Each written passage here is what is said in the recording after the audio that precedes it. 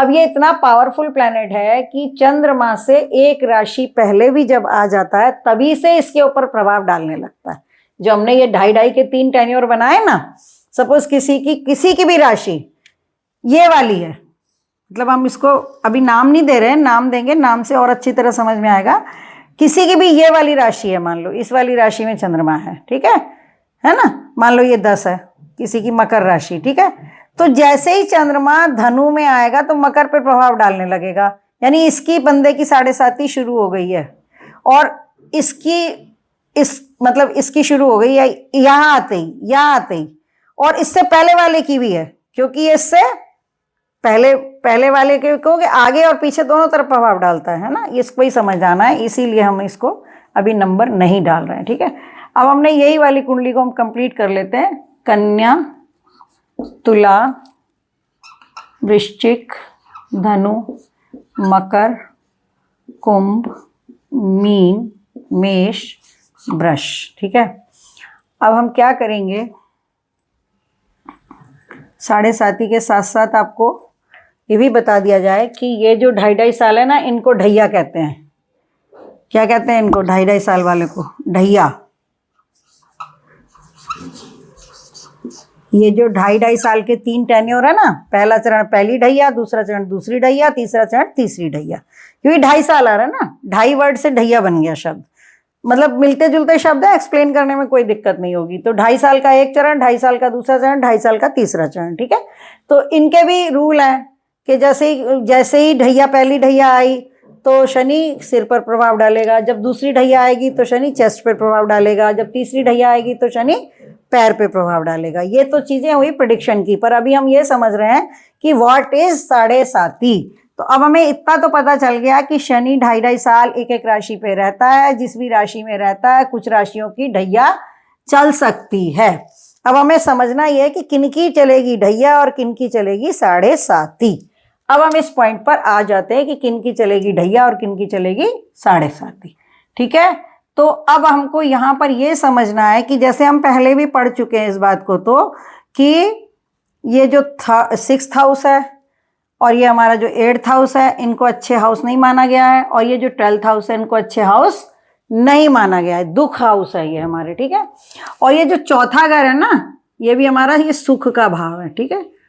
तो 4th house, 8th house और 12th house, जब भी किसी भी राशि से शनि या तो चौथे गुजरे, 1 2 3 4 चौथे गुजरे, तो इसकी ढैया, चौथी ढैया शुरू हो जाएगी इस राशि वाले जातक की। ये कर्क राशि है, ठीक है।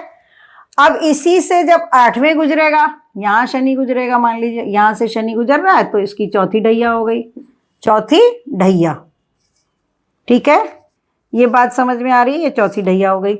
इसी तरह से इस राशि से 8वें घर से शनि गुजर रहा है, तो ये अष्टम ढैया हो गई, अष्टम ढैया हो गई, है ना ये। और 12वें गुजर रहा है तो इसको आप ढैया कह लो, पर ये फिर वो 7.5 ही शुरू हो जाती है, क्योंकि हम अभी पहले एक्सप्लेन किया ना कि हमारी राशि से 12वीं राशि में जैसे ही शनि आ जाता है तो हमारी 7.5 की पहली ढैया शुरू हो जाती है। अभी हमने किया था ना कि इस राशि से ऐसे यहाँ ही आ जाएगा शनि, तो ही ढैया हमारी 7.5 शुरू हो जाएगी। तो 12वें घर में एक ढैया और शुरू हो गई, चाहे ऐसे कह लो, चाहे आप ऐसे कह लो कि 12वें हाउस में भाई 12वीं राशि में आ गया, हमारी राशि से 12वीं राशि में आ गया, तो हमारी 7.5 शुरू हो गई, पहली ढैया शुरू हो गई। यहाँ हमने बोला ना पहली ढैया, दूसरी ढैया, तीसरी ढैया। तो अब ये सोचा जाए कि भाई चौथा घर क्यों लिया गया। देखिए चौथा घर सुख का है, ठीक है, और सैटर्न जहाँ पे बैठता है और फिर देखेगा इधर उधर, जहां भी दृष्टि डालेगा, चौथे घर में बैठेगा तो हमारे व्यवसाय पे दृष्टि सीधे सीधे डाल ही देगा, चौथे घर में बैठेगा तो हमारे रोग के घर पे दृष्टि डाल ही देगा, चौथे घर में बैठेगा तो हमारी लगन पे दृष्टि डाल ही देगा। एक सिंपल कैलकुलेशन है। तो ये सुख भाव में, जैसे ही राशि से सुख भाव में, ये राशि से सुख भाव है, यानी कि इस राशि से ये वाला सुख भाव है, ये तो हमने भावानुसार लिख दिया कि चौथे भाव को सुख भाव कहते हैं, ठीक है। लेकिन राशि से जो चौथा भाव होगा वो भी सुख भाव होता है। लगन से चौथा भाव ये सुख भाव है, लेकिन राशि से चौथा भाव ये सुख भाव है। तो जैसे ही यहाँ चलेगा सुख में हानि करना शुरू कर देगा हमारे, तो ये चौथे घर में जब भी किसी जातक की राशि से चौथे घर में शनि का गोचर होगा, चौथी राशि में शनि का गोचर होगा, तो वो उसकी चतुर्थ ढैया, चौथी ढैया कहलाती है, वो शुरू हो जाएगी। ठीक इसी तरह से किसी भी जातक की राशि से अष्टम भाव में, जो आज की वर्तमान स्थिति है, कर्क राशि से अष्टम राशि जो कि कुंभ है, वहां से आजकल शनि का गोचर हो रहा है, तो कर्क राशि वालों को अष्टम ढैया इस समय लगी हुई है वर्तमान में। ठीक है, अच्छा, इसी तरह से जिस राशि के से 12वें, अब इस राशि से 12वें जा रहा है, ये इस राशि से 12वें जा रहा है ना, देखो ये मीन राशि है, 1 2 3 4 5 6 7 8 9 10 11 12, यानी कि मीन राशि से 12वें घर में शनि का गोचर वर्तमान समय में हो रहा है। तो यानी कि जैसे ही ये जनवरी के महीने में आया था, आज से 1.5 साल पहले, तो मीन की 7.5 शुरू हो गई। ठीक है, यानी कि मीन राशि वाले जातक इस वक्त शनि की 7.5 की पहली ढैया भुगत रहे हैं। ठीक है, अब वो जो 3 राशियों का प्रभाव था, इसमें ये गोचर कर रहा है, तो इस जातक की भी अभी 7.5 चल रही है, इस राशि वाले की भी चल रही है और इसकी भी चल रही है। अब अंतर सिर्फ इतना है कि मकर राशि वालों की आखिरी ढैया चल रही है, क्योंकि जब ये आगे मूव कर जाएगा 1 साल बाद, तो ये फ्री हो जाएंगे, क्योंकि इनकी ढैया कब से शुरू हुई, इनकी 7.5 कब से शुरू, जब शनि यहां आया तब से 1 2 3 ढैया, तो तीसरी ढैया चल रही है इनकी। ये मध्य 7.5 से गुजर रहे हैं कुंभ वाले, इनकी मध्य 7.5 चल रही है, यानी कि जब यहाँ पे था सैटर्न तब भी ये 7.5 की गिरफ्त में थे, अभी ये 7.5 की, मध्य 7.5 की हार्ट से, इनके हार्ट के ऊपर से गुजर रहा है शनि, ऐसा मान सकते हैं हम, और मीन की अभी चली है। अब जो 1 साल के, मोटा मोटी 1 साल के बाद जब शनि यहाँ आएगा, तो ये तो फ्री हो जाएंगे, इनकी दूसरी हो जाएगी, और इसकी क्या होगी, ये कौन सी ढैया, मध्य ढैया चल रही है ना, नहीं पहली चल रही है, तो इसकी दूसरी हो जाएगी, ये यहाँ आगे जाएगा ना, तो ये इसकी लास्ट हो जाएगी, सॉरी इसकी तीसरी हो जाएगी ढैया, इसकी दूसरी हो जाएगी, और यहाँ वाले की पहली हो जाएगी, मेष राशि की पहली हो जाएगी। तो मतलब कहने का ये हुआ कि हर 30 साल के बाद जातक को 7.5 मिलती है, ये भी एक बहुत महत्वपूर्ण पॉइंट है, और ये सबको मिलती है, इससे किसी को निजात नहीं मिलती है।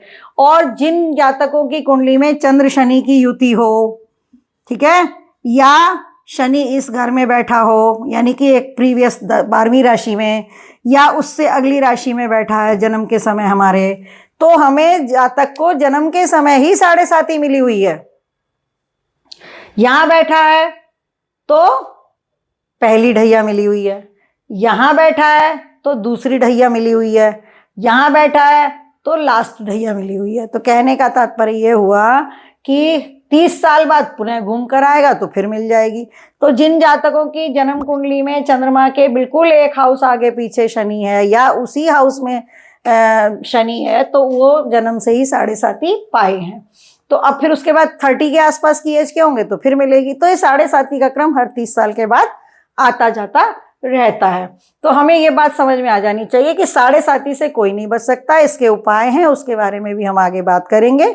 शनि के चैप्टर में भी हमने थोड़ी सी बात करी है ना। तो ये 7.5 का और महादशा का ये डिफरेंस होता है। अष्टम ढैया जो होती है, जो ये अष्टम वाली होती है, जो आजकल कर्क राशि की चल रही है, ये ज़्यादा कष्टकारी होती है इसमें, क्योंकि ये आयु का भाव है। हमने बोला था ना, ये सुख का भाव है, ये आयु का भाव है। आयु के भाव में शनि का गोचर होता है, तो अगर हमारा आयु खंड खराब वाला आ गया है, वो वाला आ गया है जाने का, तो फिर ये हमें ऊपर भी गोलोकवासी भी बना सकती है। और 12वें घर में आएगा तो प्रॉपर 7.5 चलेगी। ठीक है, तो हमने आज प्रयास किया कि हम ये देखें कि सैटर्न से मतलब कैसे महादशा कब आती है, 7.5 कब आती है। 7.5 से कोई नहीं बच सकता, महादशा से जातक कभी कभी एग्जम्प्ट हो जाते हैं। कुछ जातकों को महादशा नहीं मिलती, लेकिन 7.5 हर एक को मिलती है, और हर 30 साल बाद मिलती है। और विरले जातकों को 3 भी 7.5 मिलती है, पर 2 तो ज्यादातर जातकों को मिलती हैं, और 1 तो सबको ही मिलती है। 1 7.5 तो मिलेगी, चाहे हमारा यहाँ शनि बैठा हो, या हमारा यहाँ शनि बैठा हो, यहाँ बैठा हो, कहीं भी बैठा हो। जब वो टर्न होके घूम के जैसे ही हमारी राशि से प्रीवियस राशि में आएगा, तो हमको 7.5 मिलेगी। डिपेंड करता है, यहाँ बैठा होगा तो भाई वही 5 साल 7 साल के बाद मिलेगी। यहाँ बैठा होगा तो वही आधे कितना 19 का 30 का आधा कितना 15 साल के बाद मिलेगी। घूमना इसी में है इसको, हर 2.5 साल के बाद राशि बदल देनी है ना। और ये दूर का प्लैनेट है, जब सूर्य से ज़्यादा दूर होता है तो वक्री भी होता है, तो इसके और प्रभाव होते हैं। अभी आजकल के टाइम में यहाँ बैठा है सैटर्न कुंभ राशि में, और अभी अभी रिसेंटली 4-5 दिन पहले 28, 29, 30 तारीख में ये वक्री हुआ है। तो उसके रिजल्ट देखने में आ रहे हैं जो कि नेगेटिव ही देखने में आते हैं, नेगेटिव ही रिजल्ट सामने आते हैं। अच्छे रिजल्ट तो सब लोग पी के बैठ जाते हैं। अच्छे रिजल्ट कौन बताता है कि हमको इस रिजल्ट में किस दशा में ये मिला, ये अच्छा मिला। जब खराब होता है तो हाय हाय तौबा मचती है कि जी ये खराब हो गया, ये खराब हो गया, शनि की 7.5 आ गई, वो वक्री हो गया तो हमें नेगेटिविटी दी। तो आज के लिए हम इतना ही रखने का प्रयास करते हैं, और उम्मीद है कि आपको ये 7.5 का कॉन्सेप्ट समझ में आया होगा। अगर अभी भी कुछ चीज़ नहीं समझ में आ रही है तो आप खुले मन से लिखें और हम ज़रूर कमेंट में जवाब देंगे। रुचिकर ढंग से ज्योतिष को समझने के लिए जुड़े रहिए अक्षर ज्योतिष चैनल के साथ। लाइक कीजिए, शेयर कीजिए, सब्सक्राइब कीजिए, और हमें अपने सवालों से ज़रूर अवगत कराइए। पसंद नापसंद से भी अवगत कराइए कि आपको चैनल पसंद आ रहा है या नहीं आ रहा है। आज के लिए इतना ही। जय हिंद, जय भारत।